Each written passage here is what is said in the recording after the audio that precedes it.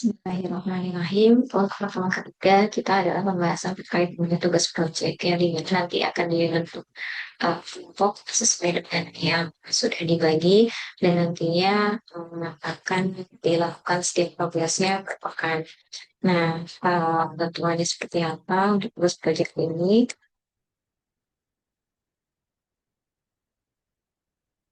Jadi tugas proyek ini nanti kita melakukan pengolahan data yang dimana datanya bisa berupa data primer ataupun data sekunder dengan menggunakan metode data mining. Dan toolsnya nanti insya Allah akan saya ajarkan dengan menggunakan Rapid Miner dan menggunakan algoritma CF5. Dan di dalam hasil pengolahan data pun nanti akan dituangkan di dalam bentuk jurnal ilmiah.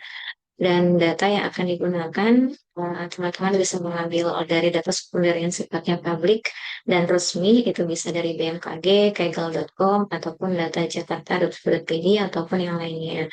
Nah, kalau untuk data pribadi sendiri, ini perusahaan yang dimana teman-teman bekerja di perusahaan tersebut.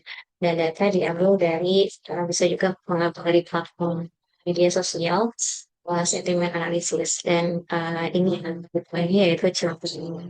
Dan nanti insya Allah akan saya bantu juga untuk mempublikasikan tidak semuanya, namun mana yang terbilang rapi dan juga komplit dari jurnal ilmiah itu sendiri. Dan insya Allah akan dipublikasi di jurnal nasional terakreditasi nasional. Nah, untuk selanjutnya ini untuk pembuatan jurnal ilmiah yang dimana nanti akan saya kirimkan template jurnalnya dan tinggal mengikuti dari template tersebut. Dan kiat-kiatnya dalam membuat jurnal tentunya adalah memilih masalah yang memang sedang trending topik saat ini, kemudian aktual secara mendesak untuk bisa dipecahkan ataupun bisa diselesaikan masalahnya.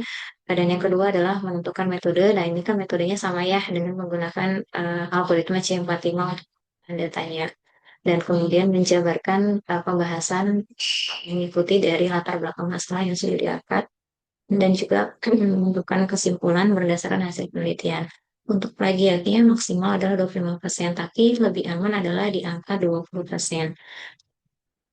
Template yang biasa dipergunakan di dalam jurnal itu ada abstraksi, kemudian hingga sampai dengan referensi.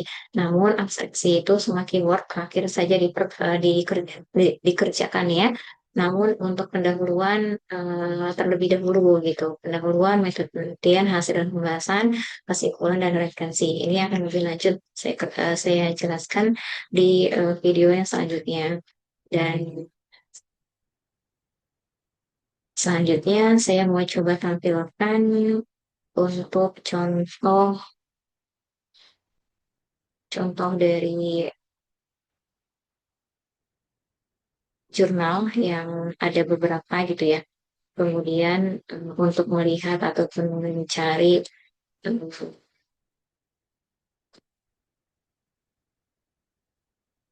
data yang sifatnya publik. Nah, ini contohnya ya, jurnal itu sendiri.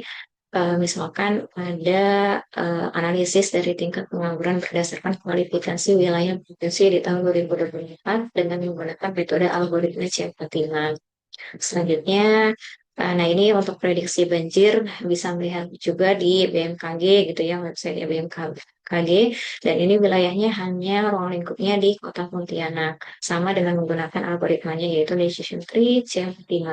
Kemudian ini tingkat literasi masyarakat di Indonesia tahun 2023 dengan analisis kategori literasi di setiap kabupaten. Ini cakupannya lumayan luas, yaitu di setiap kabupaten. Dan ini nanti akan saya share linknya dan berikut adalah template-nya. Dan untuk kegel.com saya coba lihatkan untuk mencari ataupun melihat dari uh, dataset yang ada secara gratis. Nah, ini bisa pilih dataset terlebih dahulu, kemudian nanti pilih salah satu uh, mana kefokusan bidang yang akan diteliti atau dianalisa, misalkan computer science. dan nanti bisa pilih juga seumpama saya pilih medical insurance cost dataset dan di sini nanti akan tampil ada data insurance berupa formatnya adalah CSV karena nanti di dalam metode algoritma C45 itu pengolahan datanya memang formatnya menggunakan CSV. Namun nanti bisa dilihat kembali inline atau tidaknya dari data yang memang sudah yang memang berada di kayak itu. Nah, ini contohnya demikian yang bisa disampaikan singkat dan mudah-mudahan ilmunya barokah. Dan saya akhiri. Assalamualaikum warahmatullahi wabarakatuh.